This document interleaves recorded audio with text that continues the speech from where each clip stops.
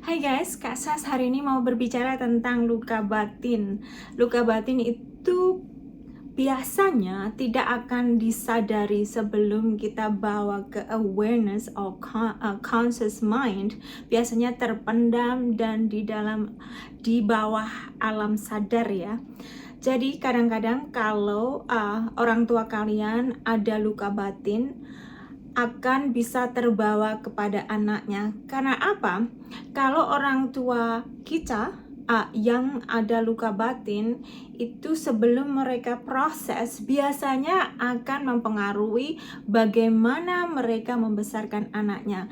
Karena dalam psikologi mereka itu terpengaruhi oleh sejarah mereka, sejarah social backgroundnya, sejarah psikososialnya ya. Kalau di dalam bahasa psikoterapi, Kak Asa selalu mengakses psychosocial background seseorang, berarti bagaimana orang tersebut dibesarkan, dan itu akan mempengaruhi psikologi mereka. Apakah di saat mereka membesarkan anaknya, dia masih terpengaruh oleh hal-hal dari masa kecilnya.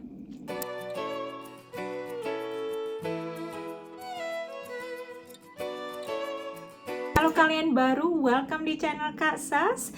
Welcome back untuk teman-teman Kak Sas. Kak Sas sudah agak lama tidak buat video duduk-duduk begini bersembang-sembang dengan kalian. Kalau kalian suka minum kopi, saya suka minum kopi. Ini kopi kecil saja. Kalau sudah masuk afternoon, saya tidak akan minum kopi karena nanti susah tidur ya karena kafeinnya. Anyway, Kak Sas hobi berkebun. Kalau kalian sudah mengikuti Kak Sas berkebun, saya suka sekali berkebun karena itu hal yang membuat hati Kak Sas senang, seperti terapi alam ya. Saya suka pekerjaan saya. Ini panggilan dari Tuhan menurut saya sih. Saya merasa fulfill dengan panggilan Tuhan ini ya. Anyway, kembali ke luka batin ya, dimana Kak Sas memberikan konsultasi banyak pasien yang masih membawa masih terpengaruh oleh luka batin orang tua mereka, atau masih terpengaruh dengan bagaimana mereka dibesarkan oleh orang tua mereka. Dan mereka ini bukan muda lagi, ada yang muda dan kebanyakan yang sudah umur 60, 70, 80 masih terbelenggu, masih sepertinya terpenjara oleh masa kecilnya. Di saat mereka sudah bisa terset free, itu baru mereka menyadari, oh ini influence dari masa kecil saya. Jadi mereka bisa menjadi dirinya sendiri. Sebagai contoh, saya ada case ini sudah manula ya, dimana pasien ini tidak bisa dia selalu kritikal dengan dirinya sendiri. Itu common sekali, sangat umum dialami orang. Itu the critical mind itu dia akan merasa harus jadi perfectionist. Kalau tidak perfect dia tidak bisa berbuat. Contohnya saja, dia tidak bisa melukis karena apa? Waktu kecil dia melukis dikritik sama orang tuanya. Nah, di mana dia mendapat hadiah kanvas dan cat, dia tidak pernah buka. Karena apa? Dia takut untuk membuat lukisan. Kalau lukisan dia tidak perfect, dia masih ingat. Padahal itu terjadi pada sebelum dia berumur 10 tahun. Nah, pasien ini dia berumur 80 tahun. Bagaimana hal-hal kecil di masa kecil bisa melukai seseorang seumur hidupnya sampai harus sangat kritikal kepada diri sendiri.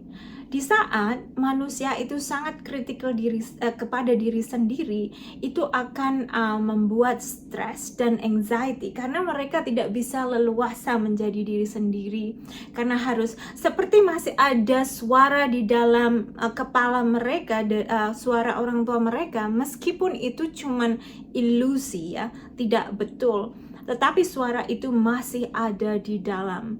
Jadi setiap mereka berbuat sesuatu yang dikiranya mungkin tidak membuat orang tua mereka senang atau bahagia, mereka merasa, oh it's not good enough, tidak akan bagus enough, cukup bagus untuk orang tua mereka. Mereka akan kritik diri sendiri, di mana itu membuat badan mereka merasa kayak kesel, berat di punggung ya. Karena apa? Kita perlu leluasa, perlu punya freedom, perlu menjadi diri sendiri ya.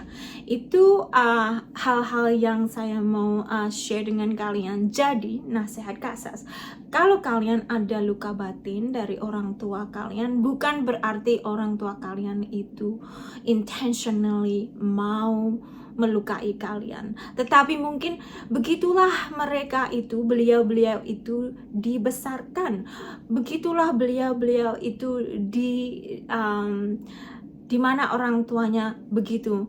Jadi di unconscious mind, di bawah sadar mereka melanjutkan pola yang tidak sehat kepada kalian.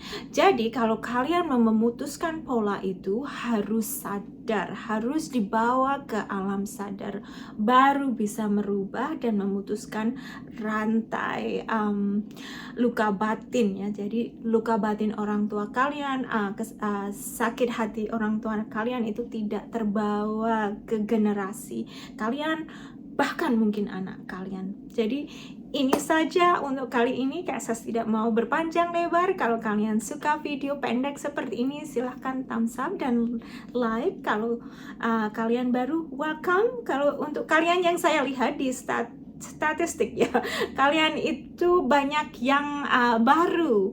Jadi salam kenal dari Kak Sas. Kalau kalian baru, semoga Tuhan memberkati. God bless you. Bye-bye.